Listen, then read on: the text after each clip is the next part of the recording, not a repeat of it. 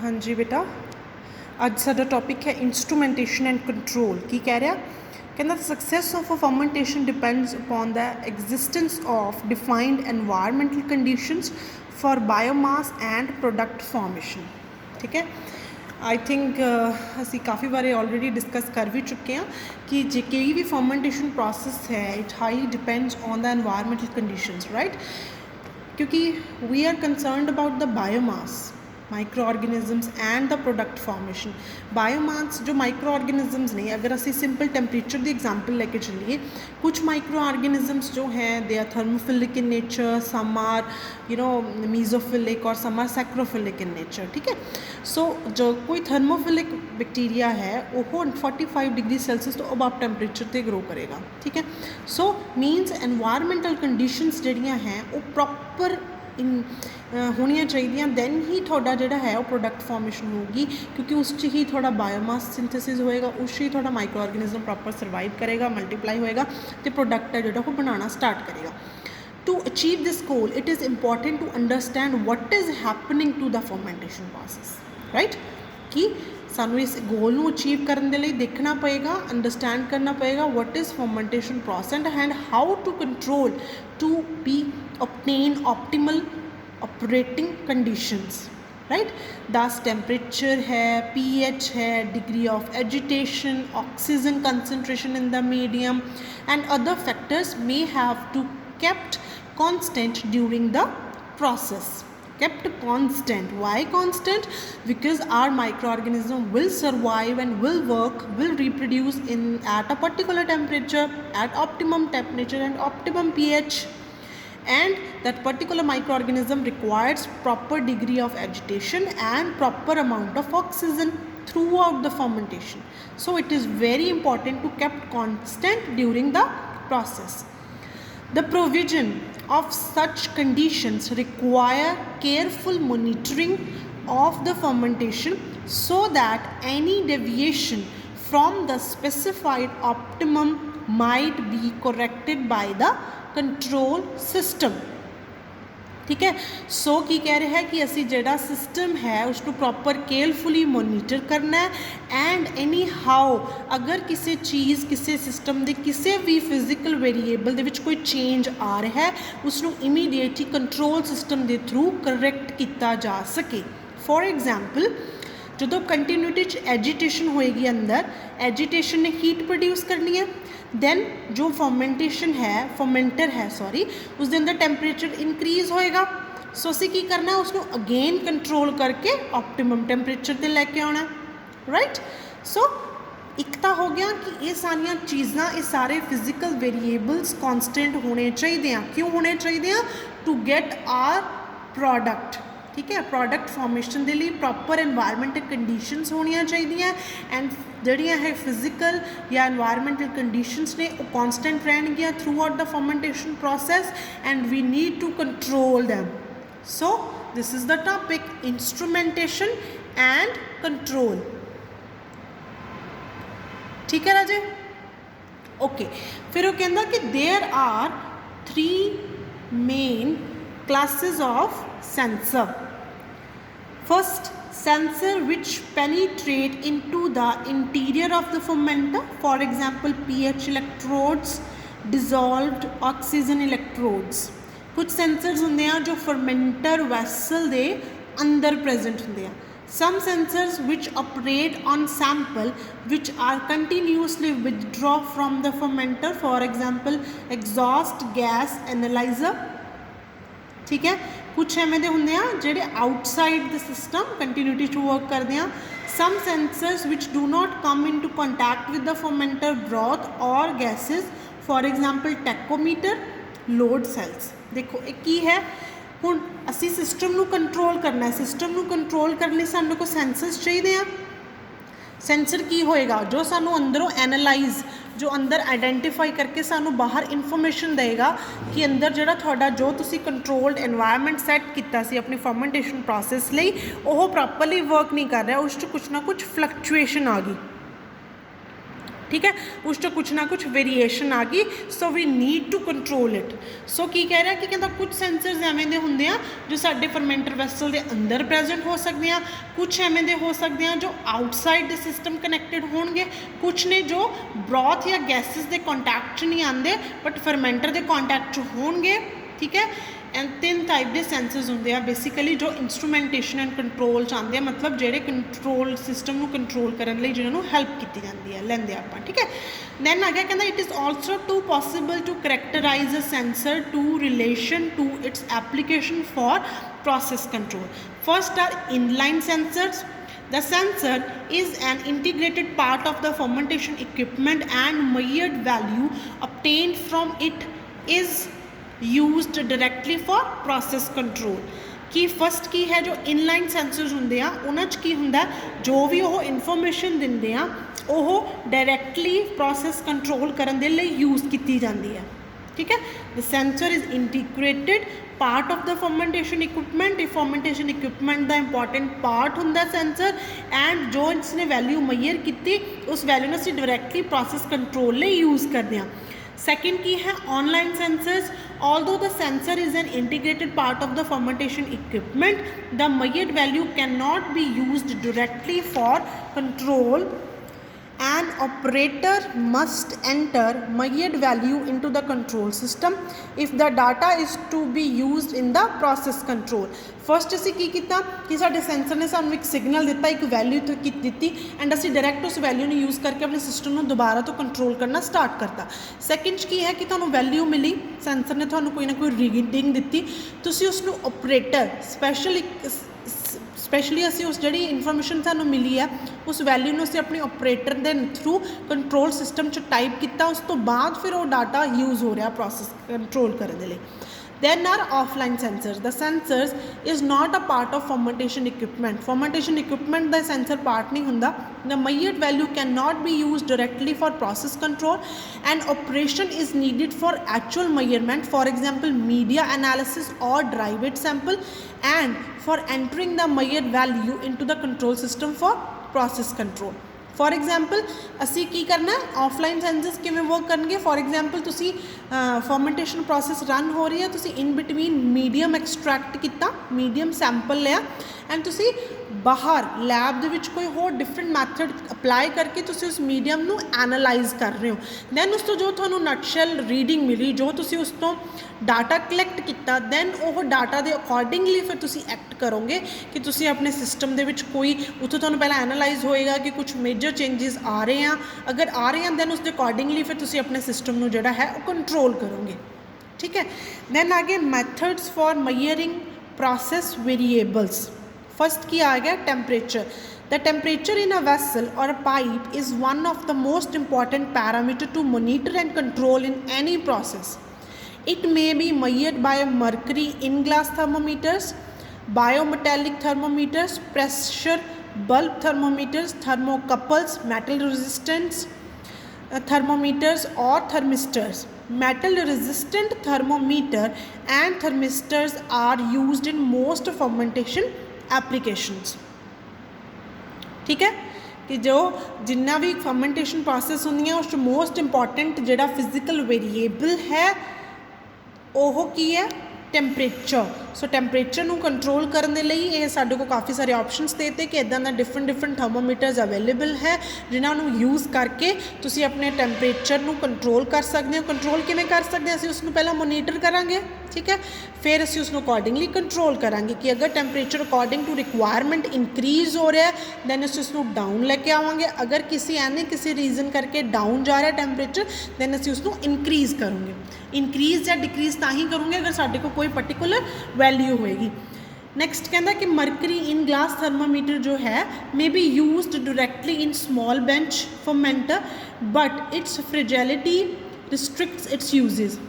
Fragile मतलब हुंदा कुछ चीज़ां जो ईजीली टुट जांदियां, ठीक है। Fragile in nature मीनस highly sensitive.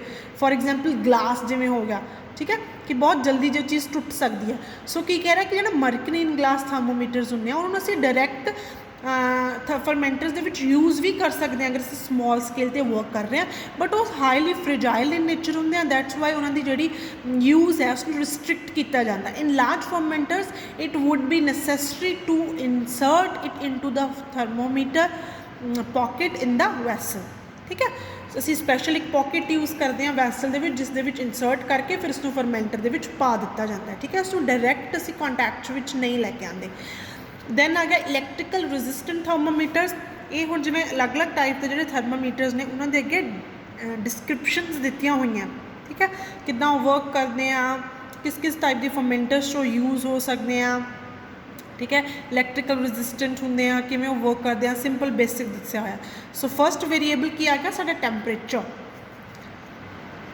फिर ये तीन जिवें थर्मिस्टर्स किमें वर्क करते हैं इन्हां तुसीं खुद देख लो जो कुछ पता नहीं लग्या अजे फिर पूछ लो दैन आ गया टैंपरेचर कंट्रोल वाटर जैकेट्स और पाइप्स नाल भी किया जा सकता है फॉर एग्जाम्पल वाटर जैकेट की होंदी आ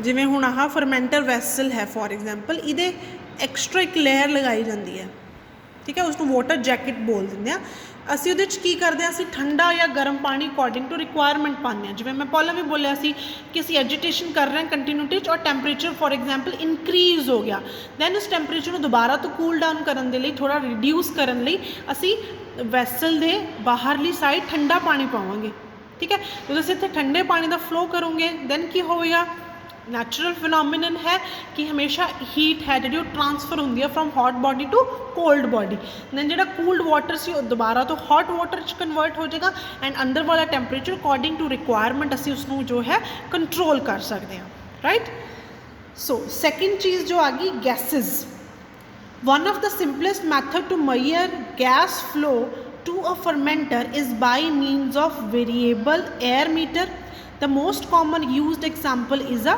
rotameter ठीक है जो गैसेज है उसको चेक करने के लिए जोड़ा इंस्ट्रूमेंट असी यूज़ करते हैं उसको बोलते हैं रोटामीटर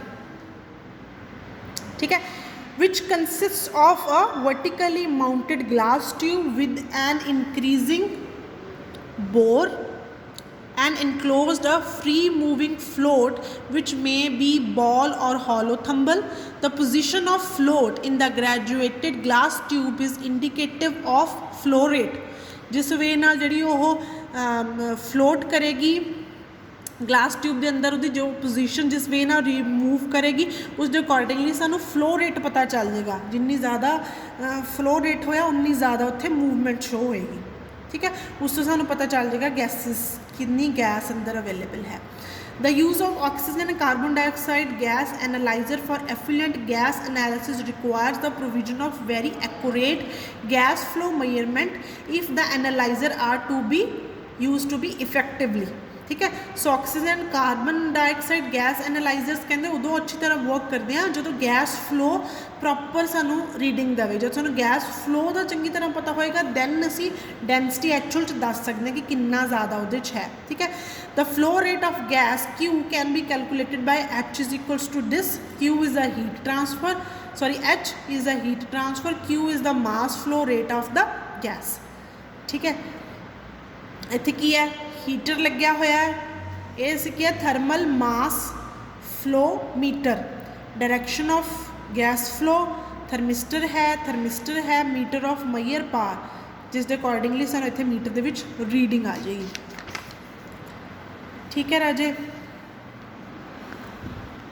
Then वो कह रहा है liquids the flow of non-sterile liquid can be monitored by the number of techniques but measurement of flow rate of sterile liquid present in a number of problems which may have to be overcome.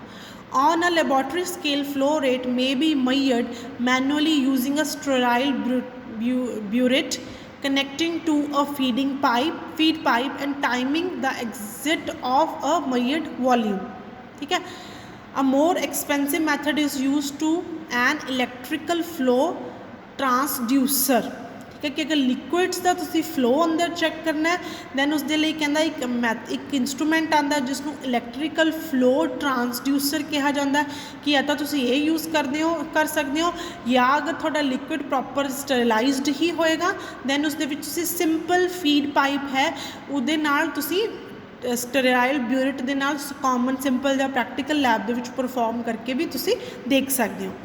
then ਕੀ ਕਹਿ ਰਿਹਾ ਕਿ another indirect method of measuring flow rates aseptically is to use a metering pump which pumps liquid continuously at a predetermined and accurate rate। ठीक है, continuity ਦੇ ਵਿੱਚ ਜਦੋਂ pump ਹੋਏਗਾ liquid then ਤੁਹਾਨੂੰ ਉਸਦੀ ਐਕਚੁਅਲ ਫਲੋ ਰੇਟ ਆ ਜਿਹੜਾ ਉਹ ਪਤਾ ਚੱਲ ਜਾਏਗਾ। ਦੈਨ ਕੀ ਕਹਿ ਰਿਹਾ ਕਿ a piston pump contains an accurate machined ceramic or stainless piston moving in a cylinder normally fitted with double ball inlet and outlet valves. The piston is driven by constant speed motor.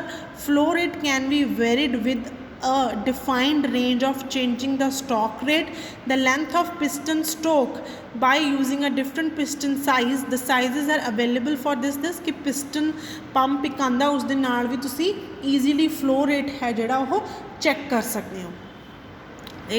ये diagram दी हुई है उसने magnetic flow meter दी, ठीक है, जिसकी help नाल तुसी liquid दा देख सकते थे पिस्टन जिमें सरिंज होंगी है वर्क करती है ना कि तुसी पिछों प्रैशर देंदे हो अंदर कोई स्पैशल चीज़ है जो कि अंदर मूव करेगी है ना।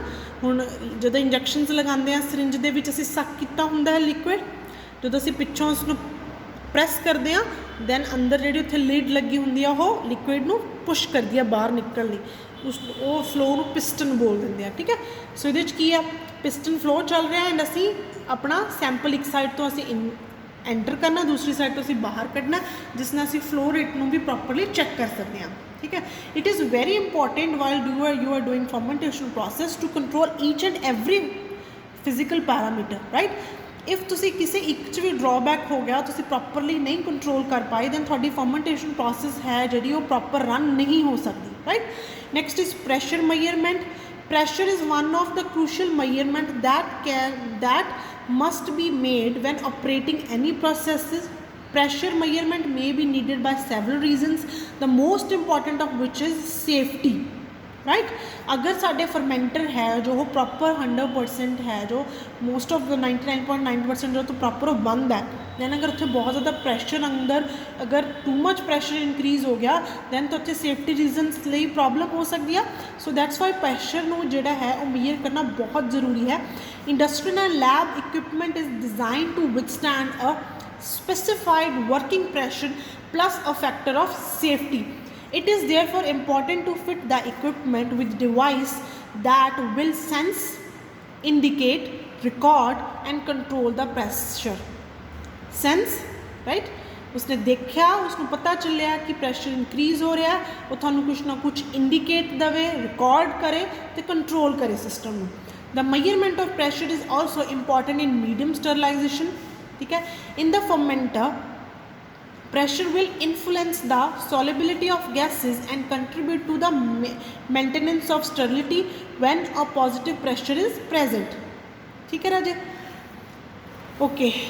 सो इत्थे उन्हें की कीता होया इंस्ट्रूमेंट शो किया होया जो असी बेसिकली यूज़ करते हैं प्रैशर नूं कंट्रोल करने दे लई।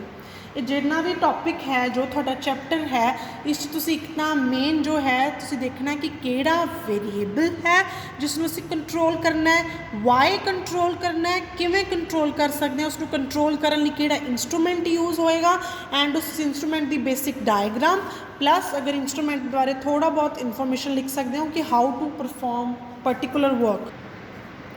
हाँ जी, कहना another electrical method is to use piezoelectrical transducer. Certain solid crystals such as quartz have an asymmetrical electrical charge distribution.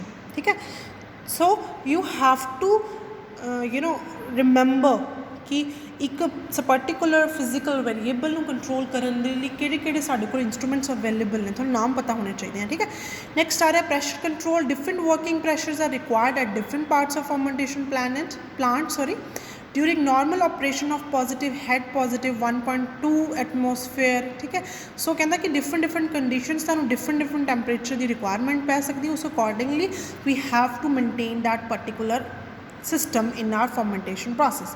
Then safety walls should be incorporated at various suitable places in all vessel and pipe layouts which are likely to be operated under pressure। The valve should be set to release the pressure as soon as it increases above a specific working pressure. Other provisions will be necessary to meet and contaminate requirements. देखो उन्होंने बोला safety valves. ਉਹ ਕੀ ਕਹਿ ਰਿਹਾ ਕਿ ਫਰਮੈਂਟਰ vessel ਦੇ ਨਾਲ ਅਸੀਂ ਐਕਸਟਰਾ ਇੱਕ ਜਿਵੇਂ ਫੋਰ ਐਗਜ਼ਾਮਪਲ ਮੈਂ ਬਿਲਕੁਲ ਸਿੰਪਲ ਐਗਜ਼ਾਮਪਲ ਲਵਾਂ ਟੈਬ, ਠੀਕ ਹੈ, ਜਿਵੇਂ ਟੈਬ ਹੋ ਗਈ, ਐਵੇਂ ਅਸੀਂ ਕੁਛ ਐਕਸਟਰਾ ਆਪਣੇ ਸੇਫਟੀ ਵਾਲਵਸ ਵੈਸਲ ਦੇ ਨਾਲ ਪਾਈਪਸ ਦੇ ਨਾਲ ਅਟੈਚ ਕਰ ਦਈਏ, ਜਿੱਥੇ ਅਸੀਂ ਕੀ ਹੋਏਗਾ ਕਿ ਜਿਵੇਂ ਤੁਸੀਂ ਆਟੋਕਲੇਵ ਦੇਖ ਰਹੇ ਹੋ, ਆਟੋਕਲੇਵ ਦੇ ਵਿੱਚ ਵੀ ਸੇਫਟੀ ਵਾਲਵ ਹੁੰਦਾ ਨਾ, ਜਿਵੇਂ ਘਰੇ ਤੁਸੀਂ ਰਾਈਸ ਬਣਾਉਂਦੇ ਹੋ ਫੋਰ ਐਗਜ਼ਾਮਪਲ ਪ੍ਰੈਸ਼ਰ ਕੁੱਕਰ 'ਚ, ਉੱਥੇ ਸੇਫਟੀ ਵਾਲਵ ਕੀ ਹੁੰਦੀ ਸੀਟੀ, है ना, कि अंदर अगर टेम्परेचर प्रेशर टू मच हो गया, अनबेयरेबल अनकंट्रोलेबल हो गया, दैन अपने आप अंदरों प्रैशर नू जिहड़ा है रिड्यूस कर दिंदी है। अगर वो सेफ्टी वाल्व उत्थे ना होवे then pressure cooker proper work ही नहीं करूँगा एंड वो सेफ्टी दे लई असीं उसनूं सेफ प्रैक्टिस नहीं बोल सकते कुकिंग दी, दैन वो जिहड़ा प्रैशर कुकर है वो ब्लास्ट भी हो सकता है। सो सेम असी की करना अपने वैसल्स के नाल एक्सट्रा सेफ्टी वाल्व्स लगा देने, जोड़े इन टाइम अगर लग रहा है दैन वो सेंसिटिव होने चाहिए कि प्रैशर अगर इंक्रीज़ हो रहा दैन उस अकॉर्डिंग टू रिक्वायरमेंट उसनूं डाउन कर दें।